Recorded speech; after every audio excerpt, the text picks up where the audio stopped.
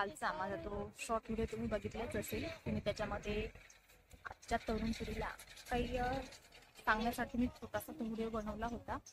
तर हो मित्रांनो, मी आज खरंच आजकाल जी परिस्थिती आहेत ना, खूपच वाईट परिस्थिती आहेत म्हणजे आजकालच्या मुलांसाठी. कारण की आजकाल इतके समाजामध्ये प्रत्येक गावात तुम्ही जा, प्रत्येक गावागावामध्ये मुलं आहेत, त्यांचे वय अक्षरशः 30, 40, 50 त्यांनी ओलांडलेली आहेत, तरी पण त्यांचे लग्न होत नाही. तर का? कारण की त्यांना लग्नासाठी म्हणजे कोणी मुलीच देत नाही. कारण की ते शिकलेले पण नाही आहेत आणि आजची परिस्थिती अशी आहेत की ज्या मुली आहेत ना त्या खूपच जास्त शिकलेल्या आहेत आणि मुलं कमी शिकलेले आहेत. आणि दुसरी एक गोष्ट म्हणजे मुलांना नोकऱ्या नाही आहेत आणि मुलींना काय, नोकरीवाला नवरदेव हवा असतो, म्हणजे नोकरीवाला मुलगा हवा असतो, किंवा त्यांना त्या मुलाच्या घरी चांगला एक बंगला पण हवा आहे, किंवा त्या मुलाला शेती पण हवी आहे. ह्या सगळ्या गोष्टी बघून जो मुलीचा बाप आहे तो आपल्या मुलीचं लग्न करत असतो आणि त्याच मुलांना म्हणजे नोकरीवाल्या मुलांनाच मुली भेटत असतात. तर मला त्या तरुणांबद्दल बोलायचं आहे की ज्या तरुणांकडे त्यांचं अक्षरशः आता 30-40 वय झालेले आहेत आणि त्यांना लग्नासाठी मुली कुणी देत नाहीत आणि त्यांना शेती पण आहे, पण मग नोकरी नाही आहेत, घरी बसलेले. तर अशा मुलांसाठी मला एक बोलायचं आहे की तुम्ही म्हणजे असं आपल्या आयुष्यामध्ये हार मानू नका, किंवा तुम्ही असं म्हणजे सगळं काही संपलंय किंवा आपल्याला कोणी लग्नासाठी मुली देत नाही म्हणून असं हातावर हात धरून तुम्ही घरामध्ये बसू नका. तर आपल्याकडे आहेत ना खूप पर्याय आहे. म्हणजे देवाने आपल्याला जीवन दिलं आहेत ना, तर त्याच्यासोबत ते कसं जगावं त्याचे मार्ग पण तो आपल्याला दाखवत असतो वेळोवेळी. पण फक्त ती वेळ आपल्यावर केव्हा येते हे आपण चांगल्यापैकी ओळखलं पाहिजे. तर मला आजकालच्या तरुणांसाठी हे सांगायचं आहे की तुम्ही आपलं लग्न जमत नाही म्हणून टेन्शन घेऊ नका, बिंदास्त राहा. आणि दुसरी एक गोष्ट म्हणजे टेन्शन घ्यायचं आणि बिंदास राहायचं म्हणजे ही गोष्ट नाही की तुम्ही फक्त घरामध्ये बसून राहायचं. तर हे काम नाही करायचं. तुम्ही तुमच्या वडिलांची जी शेती आहेत त्या शेतीचा अगदी सदुपयोग करा आणि त्याच्यामध्ये व्यवसाय करा, कुठलाही व्यवसाय करा. उदाहरणार्थ गाई पालन आहेत, कोंबडी पालन आहेत, त्याच्यानंतर कोंबडी पालनामध्ये आता खूप आपलं गावरान कोंबडी पालन आहेत किंवा लेअर पोल्ट्रीचं आहेत. त्याच्यानंतर आपलं शेळी पालन आहे. तर हे जे तुम्ही बिझनेस आहेत ना, हे शेतीपूरक जे बिझनेस आहेत ना, तुम्ही त्या बिझनेसला छोटं समजू नका. त्याच्यामध्ये जर केलं ना, मन घालून जर तुम्ही काम केलं ना, तुम्हाला खरंच सांगते तुम्ही नोकरीवाल्याला भारी पडणार. म्हणजे नोकरीवाला 10,000 कमवत असेल ना, तर तुम्ही महिन्याला मी सांगत 1,00,000 रुपये तरी कमवून दाखवणार. खरंच. तर ही नोकरी करून काय करता? आजकाल परमनंट जॉब नाही आणि टेम्परवारी नोकरी जर करायला गेलात तुम्ही तर तिथे अक्षरशः 10-12 हजार पगार देतात आणि 10-12 हजाराच्या पगारामध्ये आजकाल काही होत नाही. तर त्याच्यामुळे तुम्ही बिनधास्त आपल्या जी वडिलोपार्जित शेती आहेत ना त्याचा चांगल्या प्रकारामध्ये वापर करून, हो थोडंसं भांडवल लागतं, कुठला बिझनेस उभा करायचा असेल ना तर त्याच्यासाठी थोडंसं भांडवल लागतं, तर तुम्ही थोडंसं कर्ज काढा. बोलसारखी ह्या काही आपल्याला कर्ज काढायला बोलताय, तर कर्ज कशाला काढा?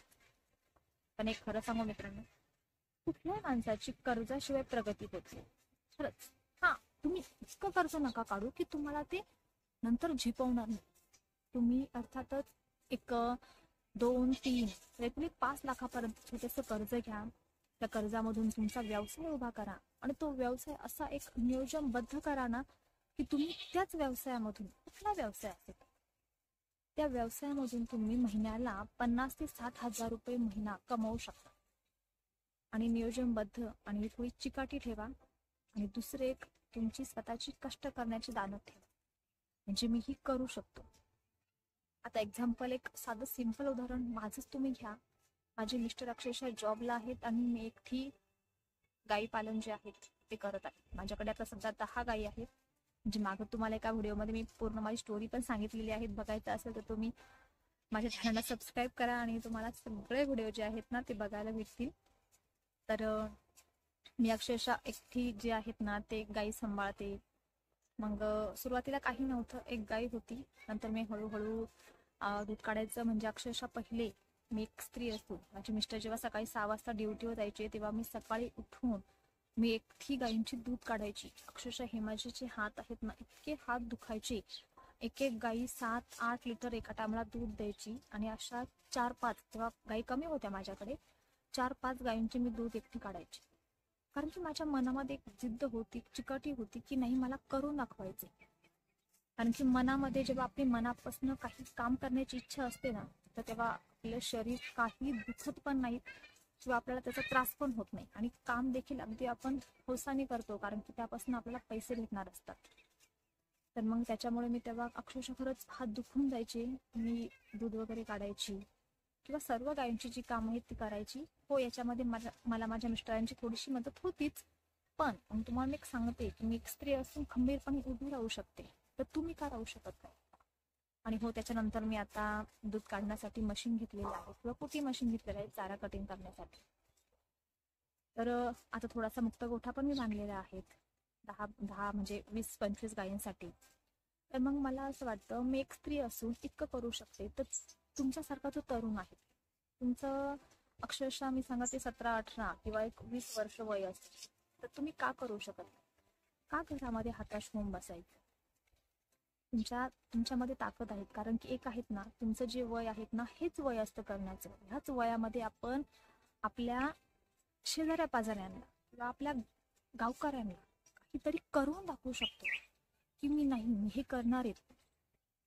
म्हणजे त्याच्या मागे होतं काय की आपल्याला, आपण जो व्यवसाय करत आहोत ना, तर त्याच्या मागे, तर त्यापासून आपल्याला एक पैसे पण भेटत आहेत, आणि त्याच्यासोबत आपले गावातले 4 लोक जे आहेत, जे मोठे लोक, ते आपलं नाव पण काढणार आहेत की खरंच याचा मुलगा असा असा आहे आणि तो करतोय का, तो करत आहेत, हे पण होतं ना.